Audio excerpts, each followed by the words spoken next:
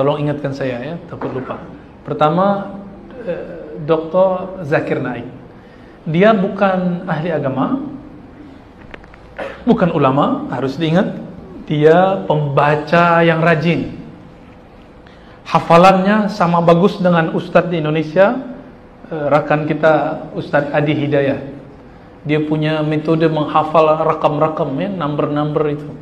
Dahsyat sekali. Saya awalnya takjub, di awal-awal saya belajar Islam, saya termasuk pengagum Dr. Zakir Naik. Tapi setelah kemudian kita kaji ilmu muqaranatul adyan wal mazahib wal firaq, saya ittadaha lana anna lahu manhajun dha'ifun wa syujuzun bayyinun ya, bayyinatun. Setelah saya kemudian belajar muqaranah, ada ilmu, satu ilmu fan itu dikaji di Usuluddin. Karena saya dulu belajar di Usuluddin, ilmu muqaranatul adyan, ilmu perbandingan agama-agama mazhab. Pemikiran, mohon maaf, Zakir Naik tidak satupun sesuai dengan metodologi yang telah ada dalam ilmu ini. Ternyata beliau terinspirasi oleh, inspired by Ahmad Deedat. Tapi Ahmad Deedat tidak sekeras dia. Kenapa? Dia berani bawa kitab-kitab Veda, berani bawa kitab-kitab Bible dengan serampangan. Lalu dia buat tafsir sendiri. Nah, ini yang bahaya. Dalam Islam pun ada yang punya otoritas tafsir, yaitu ulama ahli tafsir. Apalagi di golongan kawan-kawan kita, saudara-saudara yang beda agama itu.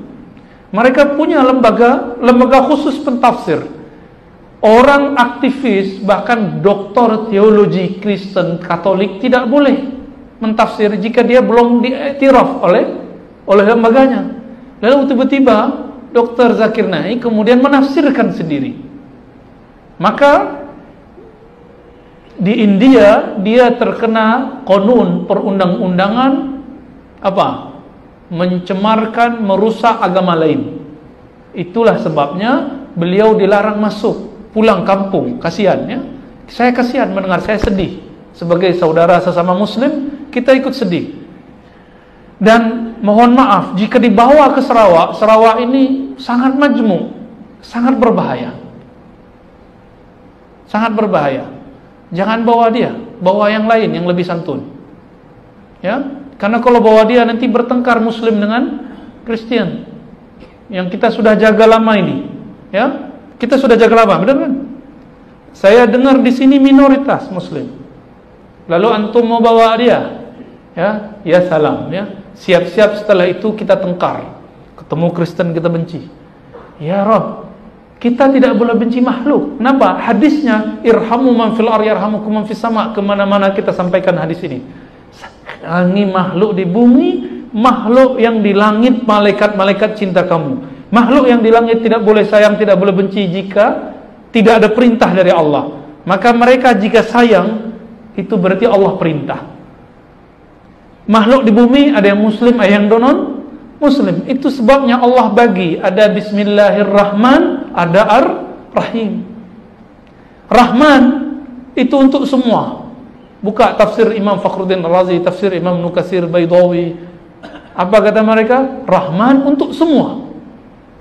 Mau muslim, mau kafir, semuanya dapat rezeki dari Allah. Benar tak?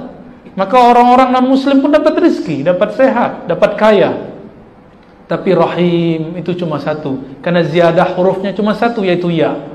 Oleh karena itu kita dengan Rahman kita cintai semua makhluk, dengan Rahim kita sangat cinta hanya kepada sesama yang beriman. Jadi saya tidak benci Dr. Zakir Naik, cuma dia bagi saya bukan sebagai seorang ahli agama, dia hanya pembaca yang serius, kita sebut otodidak. Tidak bersanad, tidak kuliah di universitas Islam manapun. Sini sebut university ya. Tidak ada ya. Dia cuma kuliah kedokteran. Dan dia pun tidak pernah berguru kepada Ahmad Deedat. Ya. Tapi oleh kuliah hal dia sudah berusaha, cuma sayang karena dia tidak berguru, hasilnya begitu. Namun untuk orang yang sedang ragu-ragu tentang tauhid Islam, atau sedang ragu dengan ajaran-ajaran di luar Islam, sila tonton dia. Tapi jika telah masuk Islam, sudah paham agama, nggak usah belajar dia lagi, belajar kepada ulama lagi, ulama yang faqih. Man yuridillahu bihi khairan yufaqihu fid din. Siapa yang Allah kehendaki dia dapat keberkahan, kebaikan, kebahagiaan, kejayaan, maka Allah yufaqih, Allah akan dorong dia, gabungkan dia, satukan dia dengan orang-orang yang faham agama sehingga dia faham agama. Semoga kita termasuk itu. Amin ya rabbal alamin ya.